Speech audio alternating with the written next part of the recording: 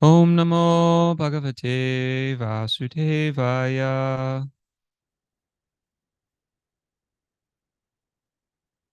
Reading from Srimad Bhagavatam, Canto 3, Chapter 1, Text 15. Translation and purports by His Divine Grace, A.C. Bhaktivedanta Swami Prabhupada. Srila Prabhupada Ki Jai.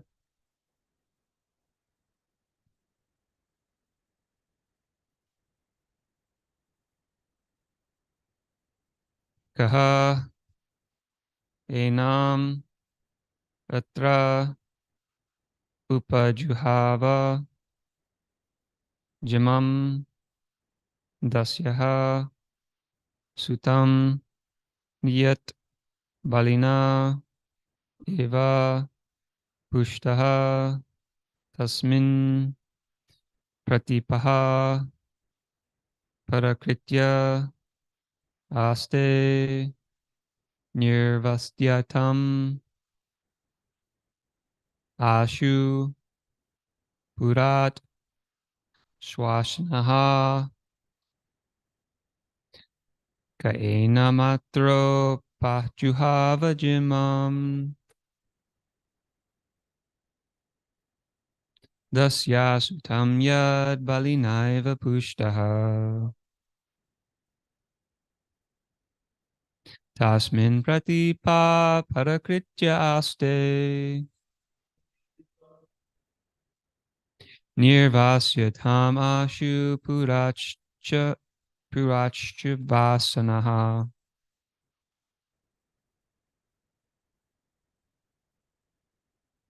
Gaena Matro Pahujava Jimam Dasya Sutam Yad Balinaiva Pushtaha Tasmin Pratipa Parakritya Aste Nirvasya Tam Ashu Purach Vasanaha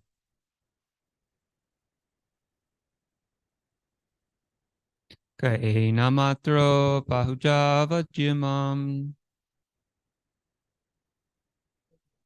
Dasya Sutam Yad Balinaiva Pushtaha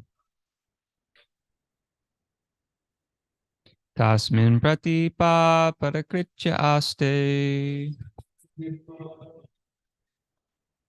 Nirvasya Tamashu Purach Vasanaha Ainamatro Pahuju Havajimam Ainamatro Pahujavajimam Dasya Sutam Yad Balinaiva Pushtaha Tasya Sutam Yad Balinaiva Pushtaha Tasmin Pratipa Parikritya Aste Tasmin Pratipa Parakritya Aste Vasudamas Swasanam Nirvasya Tamashu Purach Vasana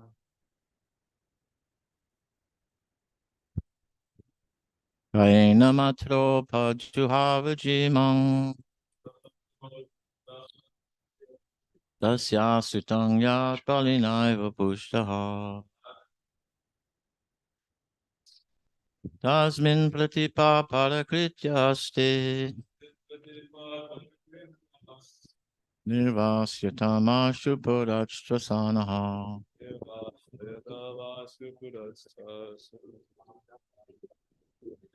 Enamatra pajuhavajimam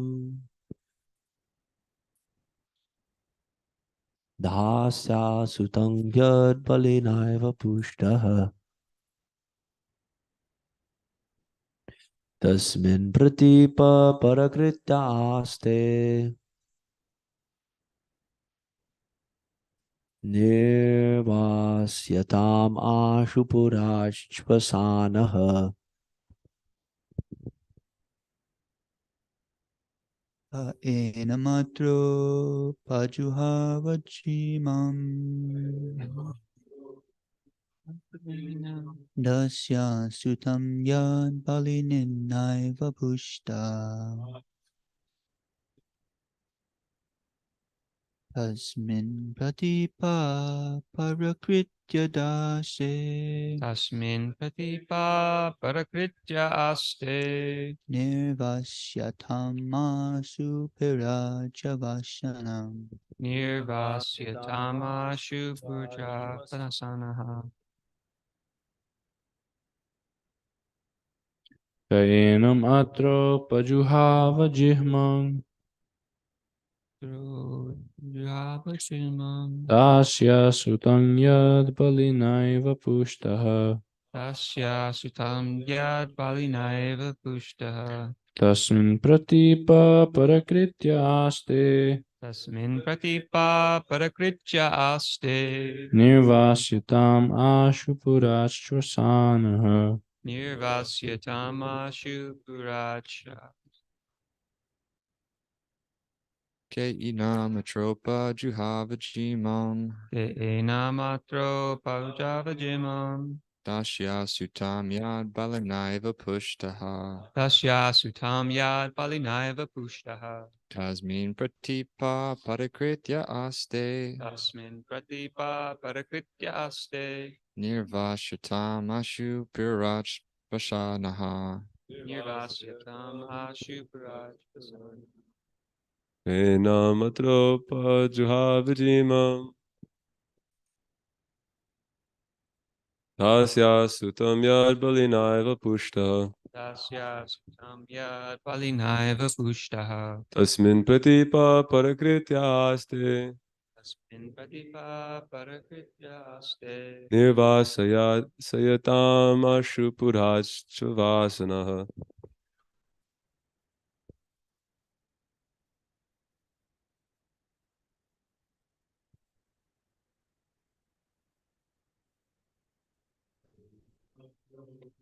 Pavajimam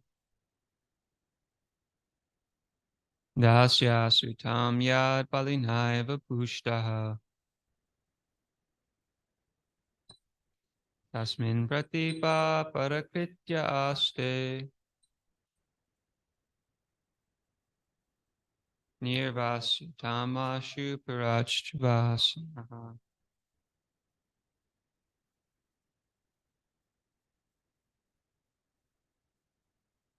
Okay.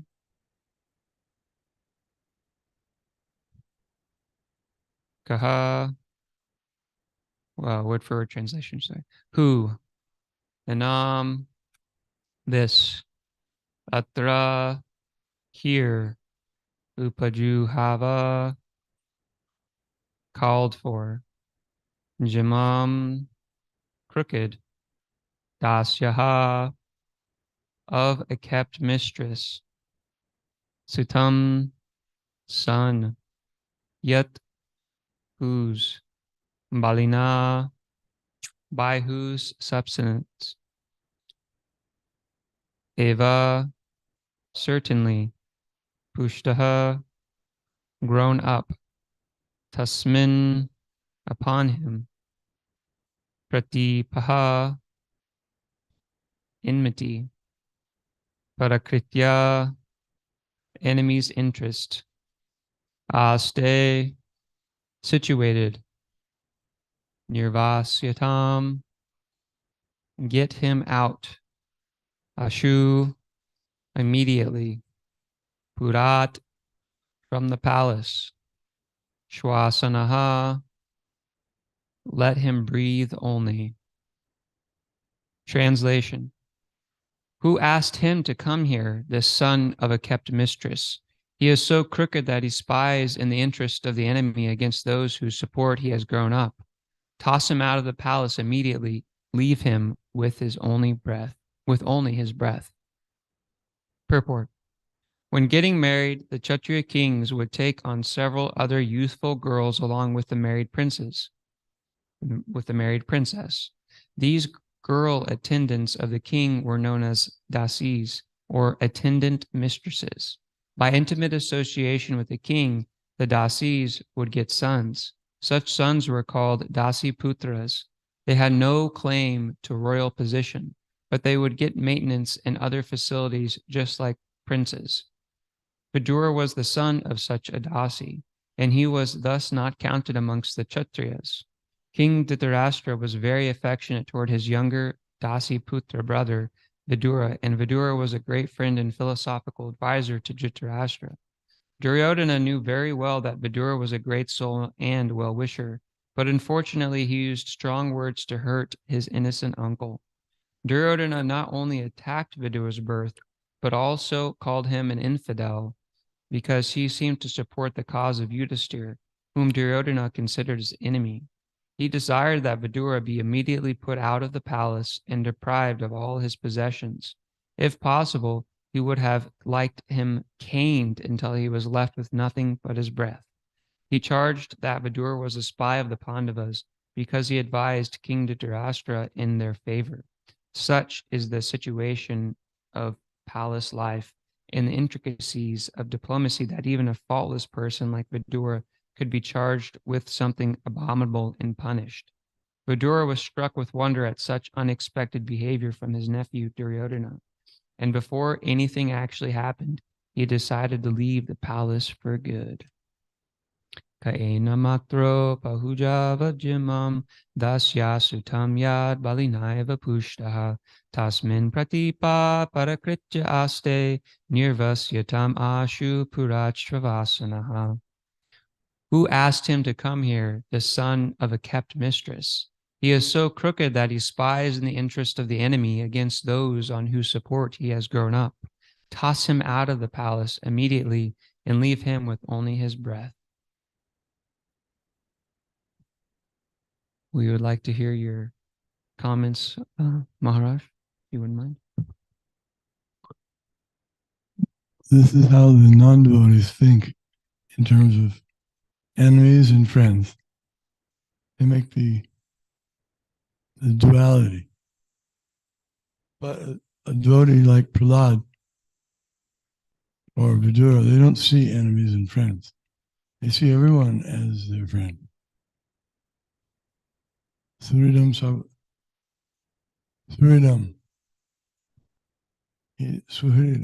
Suhrit is a title for Krishna. He's best friend, all living entities. And the devotees are also the best friends of every living entity. They have no enmity towards anyone. They don't wish anyone ill. They wish good to everyone. And that's Vidura.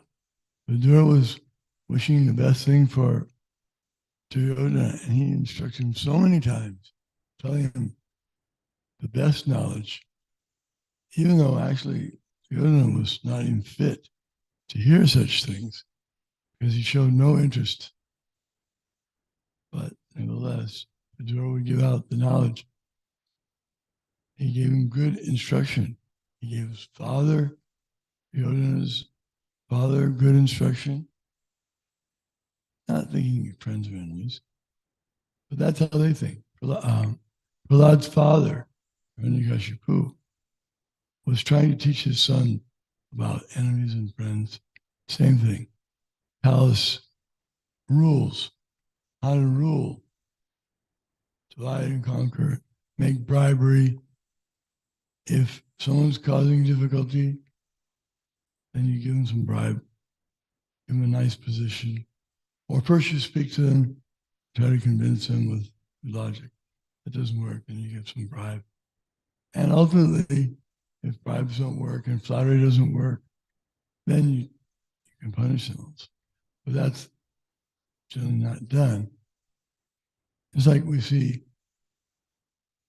in our politics we have here in this world, this country, this age. Similar thing, if someone is a relative of someone else, will say someone was the president and their term is up. Now their wife becomes a candidate also. And sometimes the party leaders don't think the wife is qualified to take the Supreme post. So they give her some other Secretary of State or something. Give her some kind of position so she won't create too much disturbance. So this is politics, always thinking what's my interest, what's our interest. But that's not how Vidura thought. He didn't think of it as being his interest, his people against other people. He always tried to do the best for everyone. And actually, a devotee, he does do the best for everyone.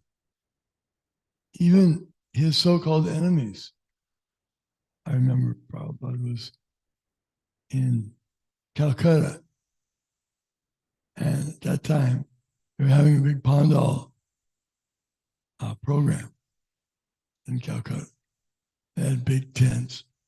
And 30, 40, 50,000 people would come every night to take part in the kirtan, the lecture.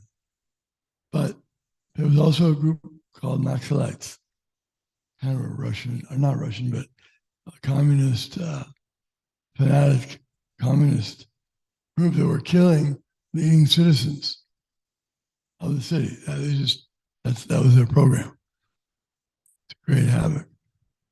So they sent a letter. They came and they saw Prabhupada was on the stage, and so many people were chanting it. They didn't like that. They're against religion. So they said, they gave a note, Prabhupada, fly or die. That was the message they gave. And they meant it. Prabhupada said, invite them to come in, come on. So one of the devotees went there and gave them the message, said, Prabhupada, I'd like to speak with you. They came and spoke with him. Prabhupada tamed them. He actually made them favorable. They were prepared to kill him, but he was prepared to try to tame them and help them. And they were helped. They were spared from so many sinful acts. So this is a devotee. He's just trying to do the best thing for everyone. No, he doesn't take sides. This side should have good reaction, this side should have bad. Everyone will get a good reaction with it. And that's why a king like Maharaj Yudhisthira is so great, because he is so pious, so pure. He doesn't see anyone as his enemy. Yeah, recently in the verses described as without enemy. He was born a Jata Shatru. He was born without an enemy. His enemy was never born. Yudhisthira never thought of anyone as an enemy. And same thing with Vidura. So, but Duryodhana cannot understand that. So therefore he's creating so many disturbances. The non-devotees create the disturbances, and the devotees, they rectify the situation. If they're put in charge, they rectify. They can settle anything because everyone has confidence. What's that? In the Goswami Stakam, Viradhi Rajana Priyo Priyakaro. They're dear to everyone. Priyakaro means they're dear to everyone. Why? Because they're not envious for anyone. They're everyone's friend, best friend. One time a devotee, he referred to another of his godbrothers who was, he said, he was speaking of his godbrother, he said, he's everyone's best friend. And I was at the airport in Los Angeles once, just coming back from some flight. And a young man came up about my age, and he said, do you know such and such? His name is Solomon. Brigapati? What's his name? Solomon. So it turned out it was Brigapati. He was a school friend of Brigapati. And I said, oh, he's so wonderful. Everyone loves him. And yes, he said, he was everyone's best friend, also in school. Everyone liked him. So that's a devotee. He was devoting, I guess, before coming to Krishna consciousness movement. So a devotee, all good qualities, everyone likes him. He never does anything which is selfish or motivated. Therefore, he's fit to be the leader. And the non-devotees are not fit to be leaders because they always make a mess. Thank you, Maharaj, for those comments. Om Gyanyatirandasya Ganajana Shlakaya Chakshu Militamina Tashmai Shri Gurave Namaha. So in the purport, we hear from Srila Prabhupada.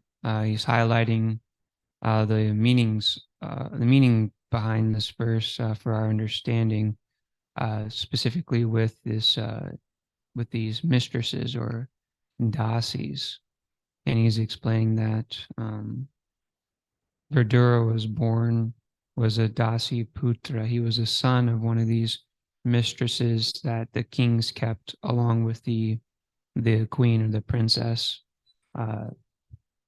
Shri Shri Gauranitai ki jai. And so these dasi putras, they have no claim to the throne. So this is Vidura, but they're still honored as princes are honored. And so Vidura had access to all of the resources as a prince would have. I find it interesting that Dhritarashtra or Duryodhana is saying these things as if he has the right to the palace. I mean, he was just like a kept person, kept mistress, basically, because he is the nephew of King Pandu, who is of course, the king before Dhritarashtra tried to take it. And so, I mean, as we hear from Mahabharata, the Pandavas have the actual claim to the kingdom. And so it seems odd to me that Duryodhana would be claiming this. I mean, of course, we know that demons are they're along with being rascals, they're also hypocrites. And their logic is warped by what Maharaj was saying. They think this is mine, and the I, me, mine mentality warps their view on the world to actually see what's happening.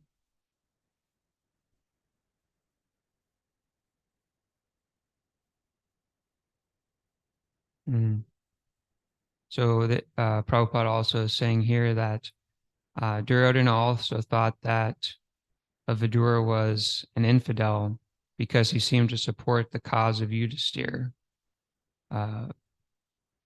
which is just, a bit ironic. He's thinking that he's the infidel, but actually Duryodhana is thinking that Dhritarashtra is the infidel, when in actuality he's the infidel, because he's trying to usurp the king along with Dhritarashtra, when it actually belongs to Yudhisthira. It's his rightful claim to be the king of this Bharatvarsh. So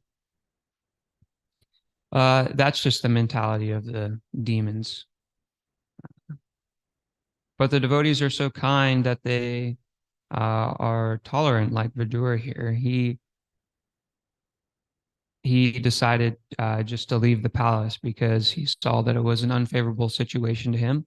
And he, as we learn further on in the Bhagavatam, he decided to seek out a teacher to tell him everything about Krishna and get that ultimate knowledge, which we are here trying to do the same thing, to seek out knowledge which is absolute. It doesn't change with time, place, and circumstance. I was thinking of this, Maharaj was saying that last verse in the 5th chapter, Bhaktaram Yagatapasam Sarvaloka Maheshwaram Sukhridam Sarvabhutanam. Krishna is a friend of everyone, that he's the ever well wisher of everyone. And how in Sanatana Goswami's Mahima Stotram prayers for the Bhagavatam, he's saying that Madgita,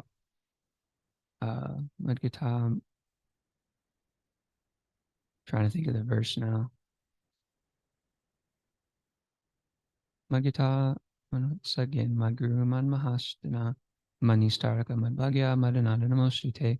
My only friend, my constant companion, my spiritual master, my great wealth, my savior, my good fortune, my source of ecstasy, I bow down to you. So this is a prayer to the Srimad Bhagavatam, explaining that that Srimad Bhagavatam is the ultimate friend. Srimad Bhagavatam is my source of ecstasy, and that we should bow down to the Srimad Bhagavatam, because this is one of the two ways that we learn about Krishna, is from the Bhagavat, or the Bhagavatam, spirit scriptures, or we learn about Krishna from the devotees. So we have the book Bhagavat and then the person Bhagavat, and these are the two ways in which we can come to understand who Krishna is, what his activities are, and from that we can hopefully chant the prescribed mantras, especially the Maha Mantra, to purify ourselves in order so we can develop that relationship with Krishna.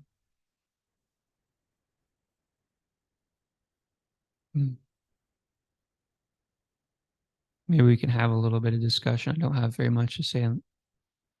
Radha Damodar Prabhu had his hand up first.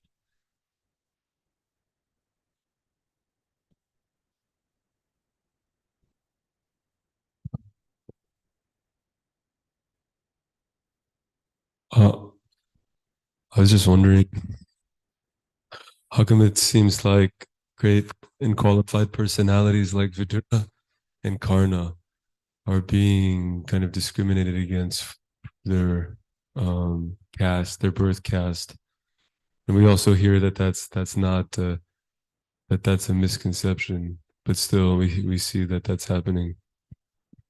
So how, your question is, how is it happening? How is this discrimination, seemingly discrimination between for Karna and Vidura? Yeah, like for Karna was disqualified from Draupadi's Swayamvar ceremony. But he's qualified as a Kshatriya, I thought, because he was born in a lower caste. And Vidura is also qualified, highly qualified, but still there's discrimination. So I was just wondering if you could talk about that.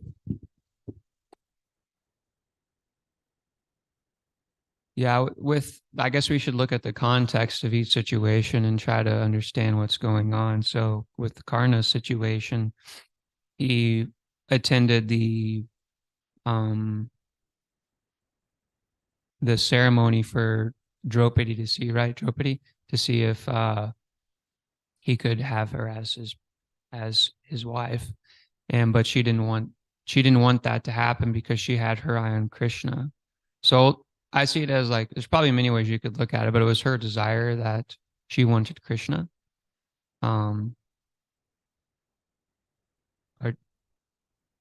Arjuna, not Krishna. Sorry. Yeah. Maybe Maharaj, could you make some comments on this? Because yeah, I don't really have much. So, although birth is not a complete indication of someone's caste or someone's position, but it does have something to do with it, because the person who was being trained, those young men who were being trained in the military arts by Dronacharya were not just being trained in the use of weapons, they're also being taught about Dharma and how to behave as a king, as royalty. And therefore, it wasn't necessarily discrimination that only those who were born in the royal family could be taught like that, educated. It's just like if one goes to, he wants to enroll in a very fine law school. Well, he has to have graduated, he has to have completed the requirements to get into that school. He has to have graduated from a good college, and then he has, with this type of degree, with this type of study, these types of marks, then he can be permitted, perhaps, into the higher. So birth, although it's not an exclusively valuable thing, but it is valuable in the sense that if one comes from a very good family, even Chanakya says that this is a good qualification, that one should choose a wife from a good family, good background. But it doesn't mean that's the only one. There are exceptions, that a wife from an obscure family, if she has good qualifications, she can also be accepted. In the case of Drona, he is sometimes criticized because supposedly he was favorite. He took the favoritism of Arjuna over the hills, was it the tribesman? What's his name? Ekalavya. So Ekalavya, he was from a very low family, hill group, but he was an incredibly qualified archer, and he accepted Dronacharya. He wanted to become his student, but Drona wouldn't accept him. So he did, without authority, he made a deity of Drona, and he worshipped that deity privately. And he did all his devotion. Whenever he would shoot the weapons, he would pay his obeisances to Dronacharya. And he was superlative archer. So some people thought he should be accepted. He said he was a disciple. But Drona said, no, I won't accept him as my disciple. And so he was criticized. So Drona said, all right, if you say you're my disciple, then you have to give Guru Dakshina. The Guru Dakshina, I ask as you cut your thumb. Give me your right thumb. So he did it. He was right thumb. And that was because otherwise he would have been able to defeat Arjuna. He was that good an archer. But Drona didn't want him to defeat Arjuna. Because Arjuna, aside from his qualifications as an archer and a warrior, he had all the good qualities of a saintly person. And that's what you want in a royal family. These persons who are being trained, they're not just being trained to fight, but also to rule properly and make the proper decisions. Follow God, follow Krishna. But this Ekalavya, his disqualification was that against the instruction of his so-called spiritual master, he was trying to round about way get the training, get the mercy of Drona. So Drona knew that his character was not high. That's why he didn't accept him.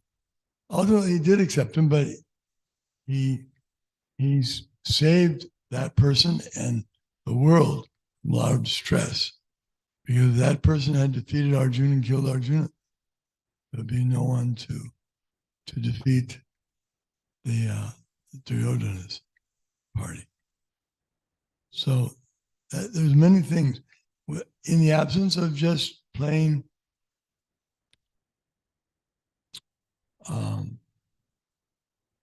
being trained by an expert spiritual master, if someone comes from a good family, like Prabhupada said, 80% already trained. It's like a doctor, if he has his son and the doctor's father was a doctor and his friend, his brother was a doctor, and now his son, he grew up in this whole doctor environment. So just by being born in that family, he's 70% there. But he can't be officially called a doctor until he passes all the examinations. But the principal education is already given. He understands the basic. So that's a point to remember too, that these families were not just, to be born in such a family doesn't mean you just happen to be born. That there's a lot of piety that went into getting that birth in that family. They had to be very pious. They had to be blessed by the Lord, by the demigods, by the sages to get that position. So therefore, it's not discounted. Thank you, Maharaj. Is that good, Radhamar? Thank you. Jagannath, and then unless you have a comment about this, Mridanga Prabhu? Okay, yeah. Mridanga.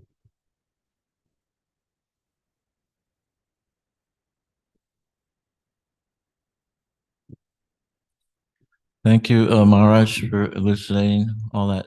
I have a reflection on a different vein on your question, and that the perfect example would be Haridas Thakur, who was also in a low birth and born in a Muslim family. That we see that he suffered being beat in marketplaces. How many? 20-something, 22 marketplaces. He encountered so much difficulty, but he was the greatest devotee of the Lord. So also in the case of Vidura, he was Yamaraj in his previous life, and it was because of a incident that occurred where he was cursed by a Brahmana and about an insect, something to do with an insect being but he was only a child when it occurred. So everything ultimately is due to our karma until we become a devotee of the Lord, and then we're on the path of surrender to the Lord, and Krishna intervenes directly into one's life at that point, and one does not, although one still has remnants of his karma based on his material body and birth that he has to live out till the end of that material body. He's only getting token reactions for what he would get ordinarily if he was not on the path of surrender to the Lord. But because the goal of human life is to surrender to the Lord, then we should make no mistake that just like Queen Kunti gives a perfect example, that whatever we encounter, like we were hearing yesterday in the class, Srila Prabhupada's class, whatever we encounter is only an impetus for us to increase our devotion and to help us to surrender more fully to the Lord, because we're on the path back to Godhead, which makes the devotee different from the ordinary conditioned soul who is on the path to rebirth here in the material world until he comes in contact with the mercy of the devotee of the Lord. Thank you for those wonderful comments, Prabhu.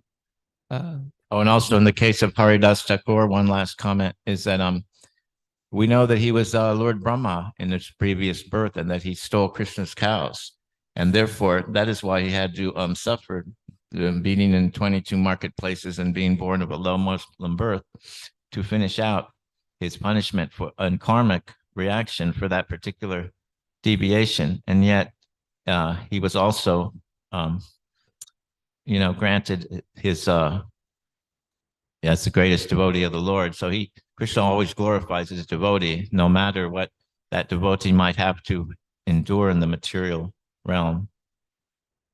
He's always, because Krishna is pulling that devotee back home, back to Godhead. So we should understand that it's never, whatever difficulties we encounter in our devotional service is never a reason, a justifiable reason to forsake or abandon our devotional service to the Lord, but it's the opposite.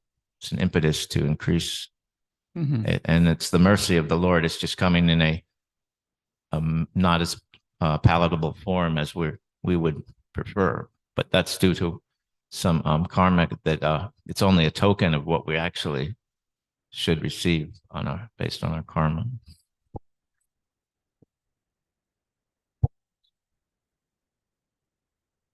Thank you for attending Srimad Bhagavatam class. Let's go on and serve the Lord. Vanchakalpa tribhyascha kripa sindhubhyo cha patitanam pavanebhyo vaishnavebhyo namo namaha.